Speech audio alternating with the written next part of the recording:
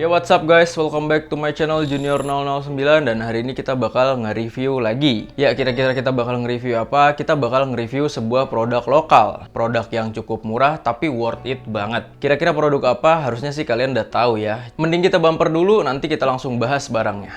Oke? Ciao.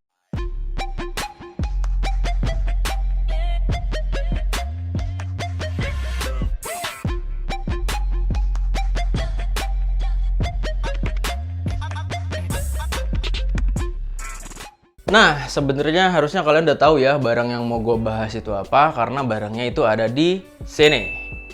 Ya, gue bakal ngebahas tentang helm, gue bakal nge-review tentang helm ini, dan di beberapa video gue yang terakhir itu juga helm ini udah nangkring di sini. Nah, ini helm, kalian bisa lihat sendiri ya, mereknya itu adalah NJS. Ini adalah brand lokal, dan ini adalah tipe terbaru dari helm NJS. Apalagi kalau bukan NJS ZX1. Ini kalau nggak salah yang gue review ini motifnya itu Spectre deh. Spectre-nya itu Spectre yang black gitu. Ini desainnya cukup keren ya, grafisnya gue suka. Sekarang kita langsung bahas aja kesan gue terhadap helm ini. Ya, kesan pertama gue pas gue tahu ada helm ini adalah ya ini helm pasti murah gitu. Kan gue juga udah baca beberapa beritanya helm ini murah. Terus yang kedua kesannya adalah helm ini kok kelihatannya keren gitu. Mau dilihat dari samping, lihat dari depan, lihat dari belakang. Helm ini tuh kok keren aja gitu, terutama kalau kalian lagi nongkrong, kalian lagi kopdar, itu kalian taruh helmnya di atas meja, itu kelihatan keren gitu helmnya. Terus impresi gue yang ketiga, itu pas helm ini gue pegang, wah ternyata kok enteng gitu loh. Nggak seberat yang gue kira. Gue kira akan lebih berat lagi karena mengingat helm ini harganya segini gitu loh. Oke, jadi itu impresi pertama gue, dan sekarang kita langsung bahas aja dari segi spesifikasinya. Spek untuk helm ini ya, pertama dari bahan shellnya ya termoplastik, udah biasa lah. Maksudnya di range harga segini mau minta apa sih? Termoplastik aja udah cukup kan? Yang penting sertifikasinya. Terus yang kedua di sini dia memiliki berat di angka 1450 gram alias 1450 gram plus minus 50. Untuk angka segitu ini helm udah cukup enteng ya. Maksudnya di angkat tangan masih mudah, terus dipakai di kepala juga masih cukup enteng. Waktu itu pernah gua tes ya, penggunaan helm ini kurang lebih selama 45 menit riding itu tidak terasa leher gua tuh capek, itu nggak kerasa. Kepala gua kerasa keberatan pun enggak. Jadi helm ini dengan angka 1450 masih tergolong enteng. Terus selanjutnya, helm ini memiliki double visor ya. Kalau kalian lihat di sini nih, di sini ada mekanisme double visornya. Bisa dibuka nggak ya? Nah tuh, gitulah pokoknya, gue males ngebukanya.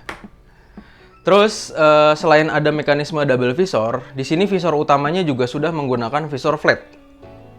Ya kalian bisa lihat ya, dia visornya udah flat, tapi emang dia masih belum yang berwarna ya, kacanya masih kaca yang clear punya. Cuman ya cukup bagus lah karena dia ada double visornya juga, jadi nggak perlu-perlu banget si smoke visor di luar. Nah selanjutnya kita bahas ke bawahnya. Di sini kalian bisa lihat ya, di sini faktor safety-nya cukup baik, dia menggunakan double D-ring. Di sini double D-ring adalah merupakan suatu chin strap yang sangat aman. Bahkan lebih aman daripada microlock sama si buckle strap seperti itu ya. Ini yang paling aman. Dan dia sudah kekinian, karena helm kekinian itu harus pakai double D-ring, ya nggak? Terus helm ini sudah mendapatkan sertifikasi SNI dan DOT. Ya, SNI itu adalah standar nasional Indonesia, dan DOT itu kalau nggak salah buat standarnya luar negeri deh. Gue lupa di daerah mana. Cuman helm ini sudah mendapatkan SNI, dan ini udah sangat baik untuk digunakan sebagai helm harian kalian. Sekarang kita masuk ke area dalam. Ya, di dalam sini kalau kalian bisa lihat ya, di sini busanya itu removable semua, mulai dari busa pipi sampai ke crown padnya itu bisa dibuka semua dan bisa dicuci. So, jadi helm ini untuk perawatannya sangat gampang sekali gitu. Gampang banget buat dibersihin, gampang banget buat dicuci, dan gampang juga untuk di maintenance-nya gitu. Jadi tinggal kalian nggak boleh males buat merawat helm ini, oke? Terus kalau bisa lihat di bawah nih, bahannya dia ada kulit-kulitnya gini ya, menambahkan kesan kalau helm ini tuh helm premium gitu. Di dalamnya menggunakan bahan kain yang cukup biasa aja, tidak halus-halus banget, namun tidak kasar-kasar juga. Sekarang kita beralih ke ventilasinya. Ya kalau kalian lihat di depan sini nih ada dua lubang, ini adalah ventilasi. Terus di atas sini ada ventilasi. Di belakang sini ada ventilasi dan di bawah sini ada ventilasi.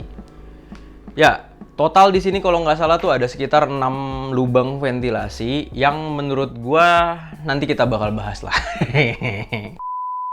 Oke, ini lanjutan ventilasi ya. Ventilasi yang bisa dimainin cuman yang atas doang. Ini bisa ditutup buka. Sementara ventilasi depan ini dia fix, hanya terbuka aja. Namun karena dia ada kontur meshnya gitu di sini ya. Jadi kalau lagi hujan tuh air nggak terlalu masuk lah. Cuma nyiprat-nyiprat aja dikit. Di belakang juga ya seperti biasa, di belakang mah nggak pernah akan ada mekanisme ya. Jarang ada mekanisme di fan belakang. Kecuali arai. Nah, sekarang kita langsung bahas ke fitur-fitur yang dipunyai oleh si NJS ZX-1 ini. Selain spek yang tadi gue bilang ya, double visor dan lain-lain, ternyata kalau kita buka, di sini kalian bisa lihat ya, ada tagline merah di sini. Ya, ada tagline merah di situ. Itu adalah tanda kalau helm ini mensupport kalian para rider yang menggunakan kacamata. Ya, gue juga nggak jarang sih menggunakan kacamata ya. Jadi gue cukup sering untuk menggunakan kacamata hitam pas pakai helm ini. Dan pas gue pakai kacamata sih cukup nyaman ya dan masih enak-enak aja. Karena kacamatanya nggak neken, terus juga pas masukin kacamatanya tidak terlalu sulit. Jadi ini udah cocok banget untuk kalian yang berkacamata. Selanjutnya ini juga sudah mendapatkan slot intercom. Ya, helm kekinian harus pakai intercom. Helm ini aja ada intercomnya, masa helm kalian enggak? Nah, slot intercom di sini juga cukup baik ya karena dia tidak mengambil ruang kuping sama sekali. So, ruang kuping kalian di sini aman banget. Ya, itu dia spesifikasi lengkap ya, nggak lengkap-lengkap amat sih. Spesifikasi menurut gua dari si NJS ZX-1 ini. Sekarang kita langsung aja masuk ke poin plus yang dimiliki oleh NJS ZX-1 ini.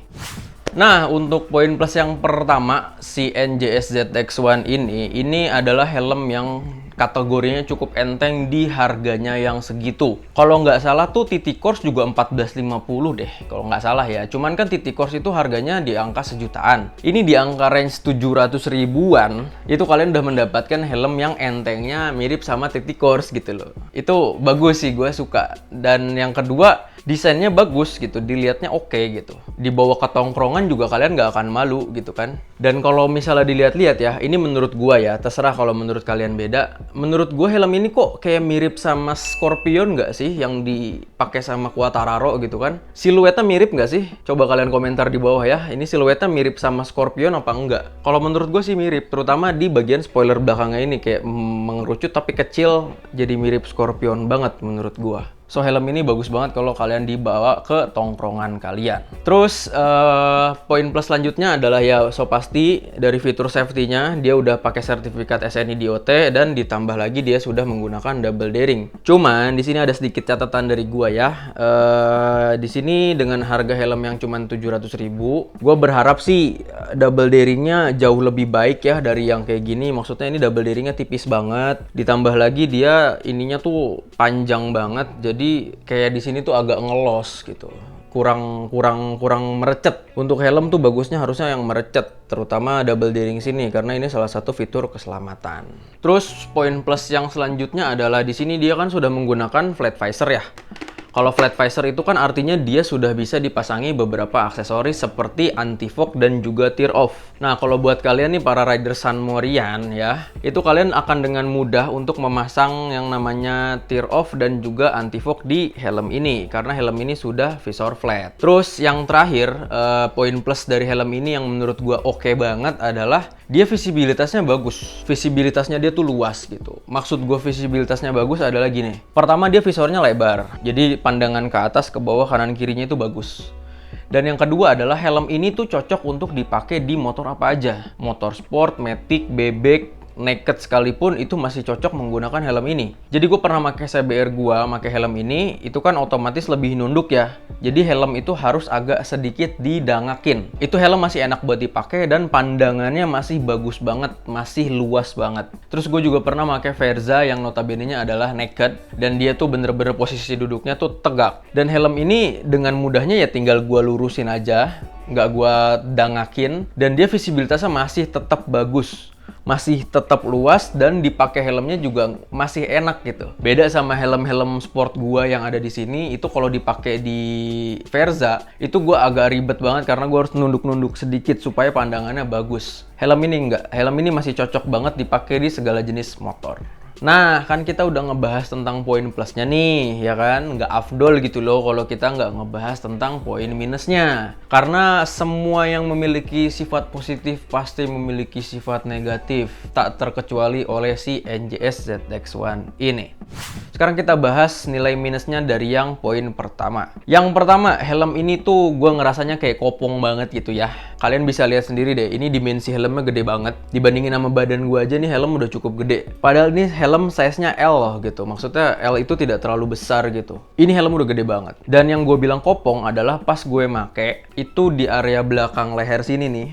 Di area sinilah, di bawah kepala sedikit, di atas leher, itu gue ngerasa kayak nggak kesentuh helm sama sekali. Dan itu membuat gue agak sedikit tidak nyaman gitu. Dan ya itu poin minus yang pertama. Terus minus dia yang kedua, kita balik lagi ke masalah ventilasi. Ya waktu itu gue udah pernah komentar bermencak-mencak di Titikors gitu, Titikors nggak berasa. Ya terjadi lagi di sini ya, Titikors yang sejutaan aja nggak berasa. Ini gimana beginian yang cuman 700 ribuan. Sebenarnya gue nggak mau ngejelek-jelekin sih, cuman emang aslinya dia fan-nya ini nggak berasa. Cuman di sini ada sedikit catatan dari gue, ventilasinya ini berfungsi dengan baik. Loh, maksudnya gimana? Nggak kerasa tapi berfungsi dengan baik. Ya, di sini biar gue jelasin dulu ya. Fan di sini ini lebih bertujuan untuk membuat visor kalian itu tidak mengembun. Jadi gue udah coba, gue udah tes sendiri. Itu waktu itu gue jalan kecepatan sekitar 40 km per jam.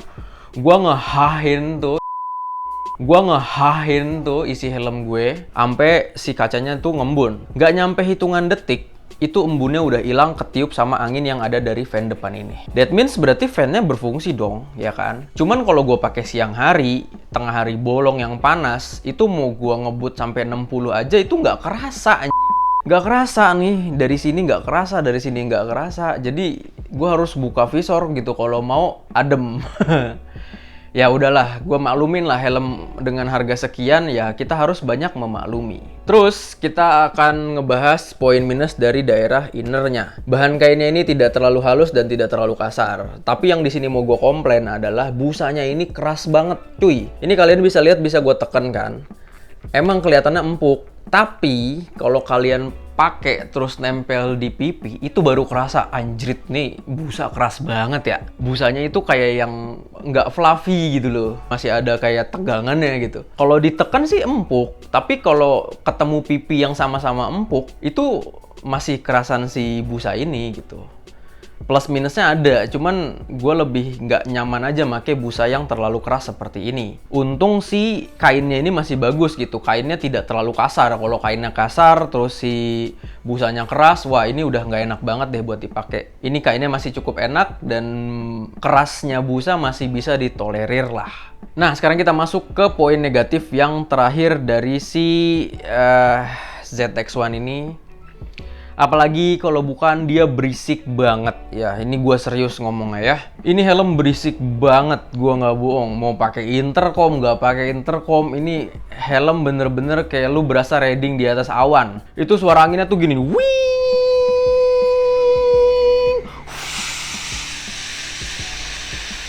Padahal gue cuma riding di angka 40-60 km per jam doang. Sumpah, demi Allah gue nggak bohong. 60 km per jam tuh gue tutup visornya, gue buka fan-nya, twing, suaranya kayak gitu. Anjir, itu gue bener-bener ngerasa nggak nyaman karena suara yang dihasilkan dari helm ini. Suara angin yang dihasilkan bener-bener bikin gue muak, bener-bener bikin gue nggak nyaman. Dan kalau ini udah pakai intercom ya, kalau kalian lagi dengerin lagu, ya let's say kalian lagi denger lagu Blackpink lah. Itu Blackpink yang tadinya konser di atas tanah, itu pindah ke konser di atas awan karena anginnya itu kenceng banget. Bahkan bisa nutupin suara lagu kalian. Suara lagu Blackpink nih yang Blackpink, wing gitu, sama suara angin tuh pak kenceng-kenceng gitu. Jadi ini anginnya luar biasa, nih berisik banget. Ini gua nggak suka banget sih. Ini nggak bisa ditolerir sama sekali sini anginnya. Mau pakai intercom sekalipun nih nggak nolong gitu. NJS harus banyak-banyak improve ya di daerah kekedapan helmnya karena ini sangat-sangat tidak nyaman sama sekali. Nah, itu dia ya. Jadi kira-kira review jujur dari gua mulai dari spesifikasi, kesan pertama, poin plus sampai poin negatifnya juga. Dan sekarang saatnya kita masuk ke kesimpulan. Ya, menurut gua ya, dengan range harga yang cuma 600 sampai 700 ribuan, helm udah full face, double visor, visor flat, ganteng, tapi juga tetap punya minus. Apakah gue rekomendasiin buat kalian untuk harga segitu, mengingat fiturnya cukup banyak, dan minusnya mending kita agak sedikit toleransi lah ya. Ini masih cukup worth it lah untuk dibeli gitu lah. Karena harga 700 ribu kalian udah dapat sepaket helm ganteng kayak gini yang bisa kalian bawa buat San Mori gitu. Jadi ini cukup worth it, masih cukup gua rekomendasikan. Cuman ya kalian pikir-pikir lah poin minus yang tadi gua kasih, terutama dari poin berisiknya ini. Kalian pikir deh gimana caranya bikin helm ini supaya tidak berisik lagi, supaya nyaman dipakai sama kalian gitu. Oke, mungkin segitu aja ya yang bisa gua sampein buat hari ini. Jangan lupa di subscribe ke channel gua, like and share video ini ke teman-teman kalian. Komentar di bawah kira-kira kalian bakal beli helm NJS ini atau kalian para pengguna NJS. Experience kalian gimana sih pas pakai si NJS ini? Tolong komentar di bawah, nanti kita diskusi bersama, oke? Mungkin segitu aja dari gua. Kita bakal ketemu lagi di video-video selanjutnya. Gua pamit undur diri. Mohon maaf kalau ada kesalahan kata. Kita bakal ketemu lagi nanti and bye-bye. Thank you semuanya.